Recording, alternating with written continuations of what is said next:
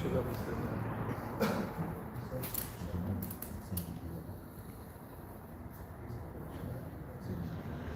look smart today. Alhamdulillah. Are you getting a new watch? Ali Bhai was saying the same thing. I have been dressing this all my life. So I'm everyday Arus. Haris. Alhamdulillah. Every day I'm Haris, Alhamdulillah. So you need everyday Arus. I don't need any Arus, Alhamdulillah. 4 wives and 4 مملكة أيمانكم. If you are successful with one, I challenge that. Which one? The first one, let's see. Yeah, I have 1 and 4 مملكة أيمانكم. One equal to 4. So you control by 4. 1 is equal to 4. Control 4 times. Okay. يلا إقامة دو ना अज़ान दो ठीक है वो हाँ थोड़ा सा नीचे कर लो ठीक है थोड़ा नीचे कर लो Allahu Akbar, Allahu Akbar. Ashhadu an la ilaha illallah. Ashhadu an la ilaha illallah. أشهد أن محمدًا رسول الله. أشهد أن محمدًا رسول الله. حي على الصلاة. حي على الصلاة. حي على الفلاح. حي على الفلاح. الله أكبر، الله أكبر. لا إله إلا الله.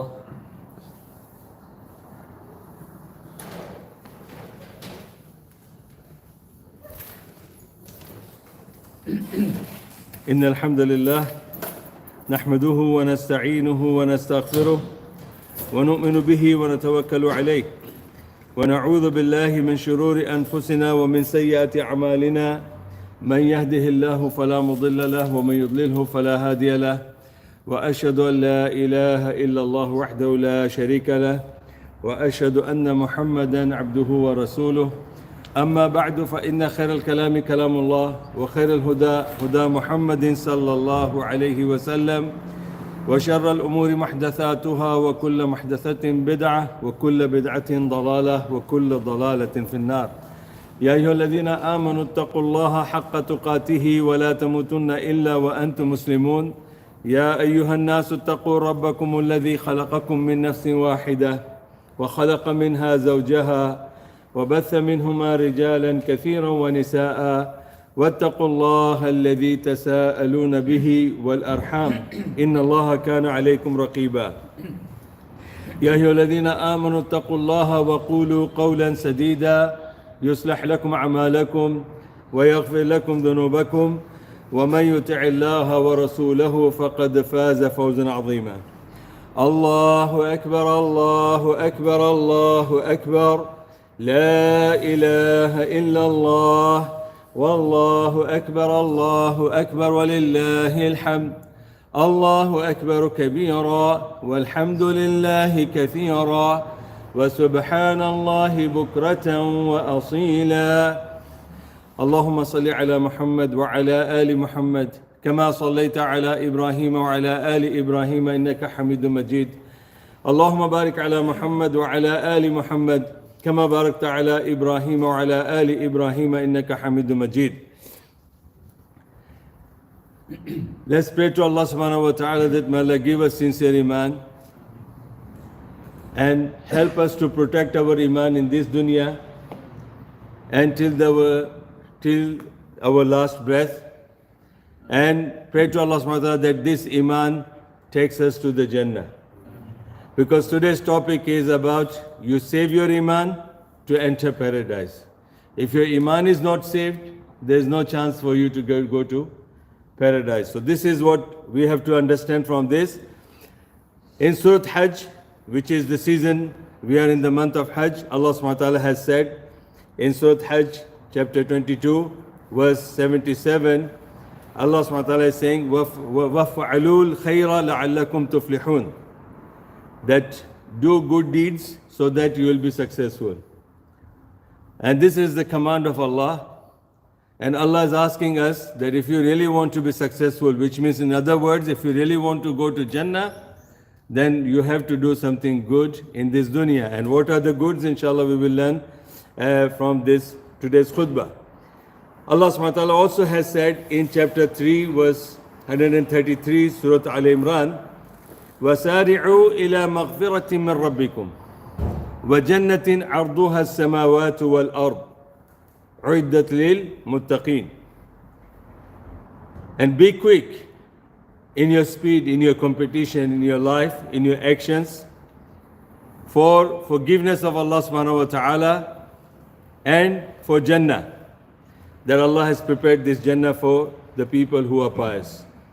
So here again Allah commands us that if you really want to go to Jannah, which is only made for the pious people, so again we have to understand that if you are not a pious person, then be careful. Jannah is not that easy to go into it. So here ayah is saying, وَسَارِعُوا, go quick, fast, compete. In what? إِلَى مَغْفِرَةٍ مِّن رَبِّكُمْ, in making, big businesses, multiplying your businesses, adding up your accounts in the bank, and having so many houses.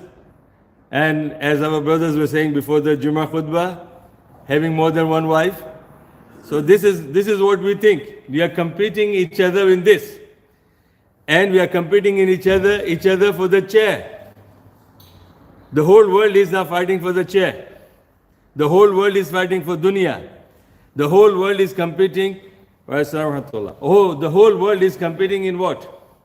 For dunya, success, position. And these two things, the wealth and the success, the position, are the causes for the people to go to hell. مَا أَغْنَى عَنِّي مَالِيَ هَلَكَ عَنِّي سُلْطَانِيَ.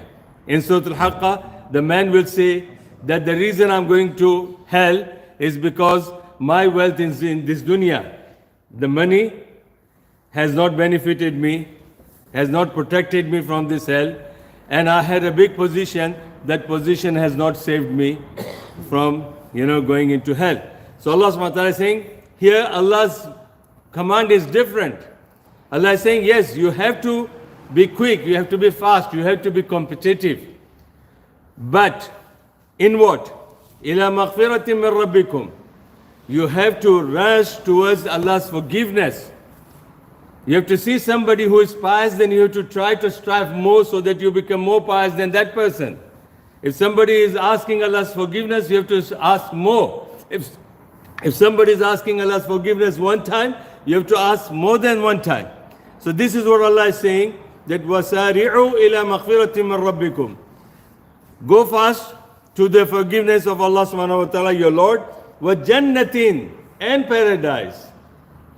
So Allah is again telling us that if you really want to go for the Jannah, you have to compete with each other. And how big the Jannah will be. And this is the Jannah that will be given to the lowest person with the Iman. A person with the lowest rank of Iman. This Jannah is for that. Abdullah bin Abbas is saying here, Ardu as-samawati wal ard, is not for the higher rank hierarchies. The people with the higher rank will get this Jannah. That they will be getting the Jannah with the prophets and messengers and pious people, shuhada. And they will be getting Jannatul Firdaus. But this Jannah that Allah is telling us, this is for the one who passes and gets 6C in the exam. In the exam paper, the passing marks is C, according to the UK board exam. So the one who will get C, this is the Jannah for him. And how big the Jannah is, عرضها السماوات والأرض. It is spread all over the earth and the heaven that you see.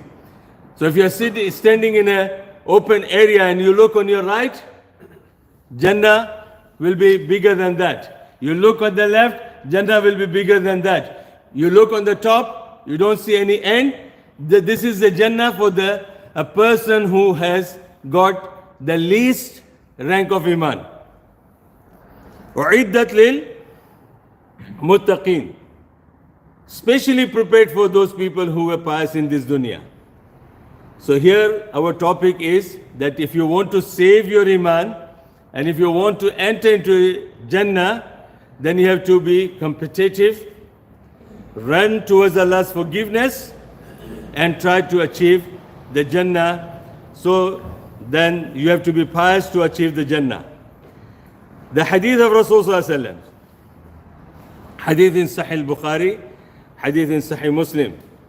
Rasul sallallahu alayhi wasallam told about the completion of Iman. And what did he say? لا يؤمن أحدكم لا يؤمن أحدكم حتى يحب لأخيه ما يحب لنفسه. That if you really want to go to Jannah and you really want to save your Iman and you want to know that you are a true believer of Allah, then this is what Rasulullah is saying, that you cannot be a true believer. Now pay attention to this. We are Muslims. And mashallah, we are in the month of Hajj. And as I said, this Eid al-Adha is the Eid of familyhood, the Eid of brotherhood. And this is what Rasulullah has said, that if you really want to know that you are a true believer, then you should love for yourself, for your brother, what you love for yourself. Subhanallah. And you know, it is so simple, so simple. If you really mean and you really want your brother to benefit from you, and ultimately that benefit will come back to you automatically. That's so simple that when you say Assalamu alaikum, Allah's peace be upon you. Is that difficult to say that? But it is difficult to have that intention. It is difficult to have that intention. When I see the last year, 2 Eids, the night before the Eid, Ramadan night, Eid al-Fitr, the night before that, in front of my house in the same street, 300 boys and girls were fighting that night. And they were hitting each other with the hockey bats, and they injured the girls, they injured the boys, and some of the boys have, drove their car over the people. My wife's car was broken, my neighbor's car was broken, and subhanallah, these are the brothers, young boys, 300 of them, and that is at the night of Eid al-Fitr, in front of my eyes. I went out to see and stop them, but I don't know which party to be stopped. Maybe if I'm gonna stop this guy, the other guys will come and hit me. And if I stop this guy, the other guys will come and hit me. I don't know. And the matter was only because of the woman, a girl. And they were damaging the cars, they were driving over the human lives, and they were hitting each other. And Rasulullah is saying that if you want to know that your Iman is true, if you think you're a true believer, then love for your brother what you love for yourself. So this is very clear. And then another hadith says, now we are talking about the level of, passing the exam with C. Those who are trying to achieve Iman and they want their Iman to be accepted by Allah and they are only striving for achieving C degree for Iman. Rasulullah ﷺ has said, hadith in Ibn Hibban, لا يبلغ عبد حقيقة الإيمان حتى يحب للناس ما يحب لنفسه من الخير. That a person cannot be a true believer, he cannot achieve number C. He cannot achieve grade C of his Iman A person cannot achieve grade C of his Iman, a real Iman, until he loves for his brother what he loves for himself. أقول قولي هذا واستغفر الله لي ولكم. Make dua, brothers and sisters. Ask for sincere Iman.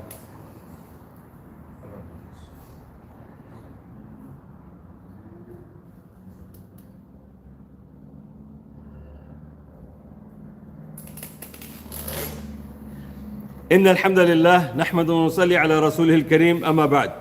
الله أكبر الله أكبر الله أكبر لا إله إلا الله والله أكبر الله أكبر ولله الحمد.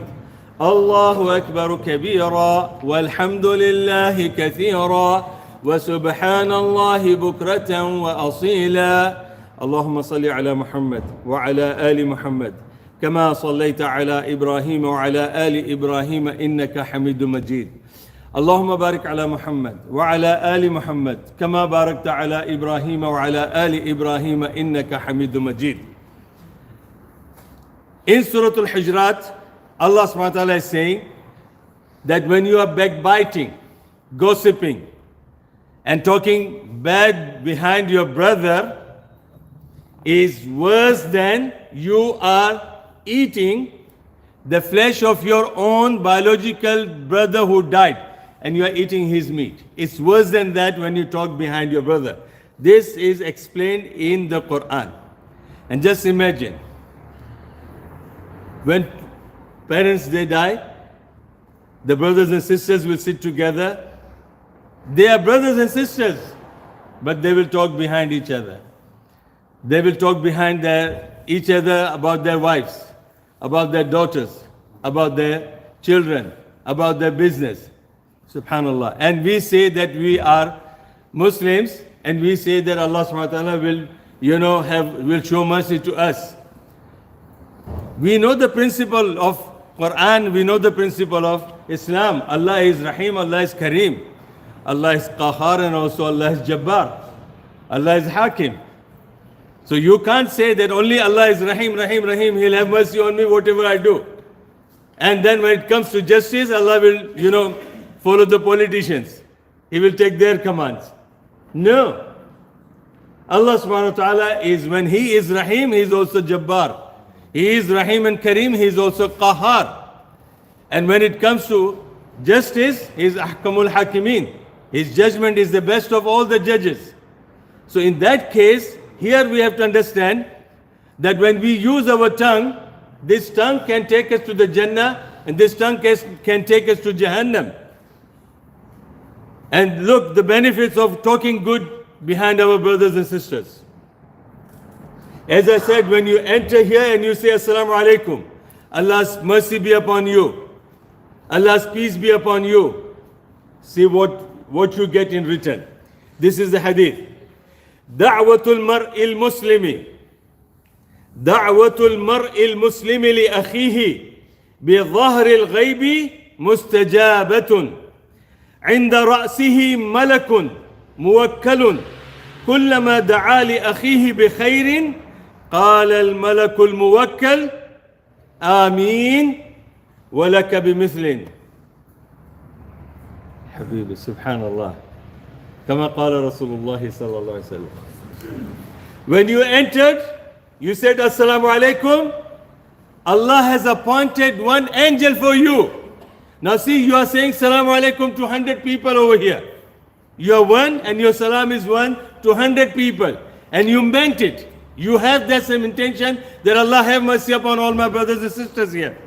Allah appoints an angel for you. And that angel is saying that whatever he has said, I'm the witness that Allah has accepted his dua. Mustajabatun. His dua, when he made the prayer for you, Allah has accepted his dua on your behalf. And then the angel is saying, same to you. Same to you. So 100 people getting Allah's mercy and he is getting the equal. Bimithlin. Walaka bimithlin. The equal mercy and blessings and dua is on your account, in your account as well. Allahu Akbar. Da'watul mar'il muslimi li akhihi bi dhahril ghaib mustajabatun. When a brother is making dua in the absence of his another brother and making dua for him, Allah subhanahu wa ta'ala accepts that dua on his behalf. عند رأسه ملك موكل. And when this person is making dua for his brother who is not present, Allah is sending an angel who is standing next to his head. And what is he saying? كلما دعا لأخيه بخير. Every time this brother is making dua for his brother who is absent, قال الملك الموكل. This angel is saying to him, Ameen, that Allah accepts your dua on behalf of that person. وَلَكَ بِمِثْلٍ. And same to you. And Allah give you the same reward. Allahu Akbar. Rasulullah sallallahu alayhi wasallam. Yeah, that hadith which I quoted is in Sahih Muslim 2733. And this hadith is again in Sahih Muslim 1826. It says, Rasulullah sallallahu alayhi wa sallam went to Abu Dhar Ghifari radiyallahu anh. And he met him and he said, Inni uhibbu laka ma uhibbu li nafsi. So this is 1-to-1. When you are making dua for your brother who is not present with you in your gathering, Allah accepts your dua on his behalf and you get the same reward. And now when you meet your brother, when you meet your sister, when you meet your friend, and when you say, I love for you what I love for myself, Inni uhibbu laka ma uhibbu li nafsi. I love for you what I love for myself. This is the etiquette of our Prophet Muhammad sallallahu alaihi wasallam whenever he used to meet the people. Subhanallah. This is as good as when you are saying Assalamu alaikum. Because you are saying peace be upon you, that means you want the peace be upon you too. And then Rasul sallallahu alaihi wasallam has said, today, when we are sitting in the gathering and we are talking about our house, and when we are talking about our another brother or sister who is having better house than us, better car than us, better saving than us, better children than us, we show envy and jealousy, hatred. We talk ill about our own brothers and sisters. Rasul sallallahu alaihi wasallam is saying, if you are Muslims, this is the ahadith.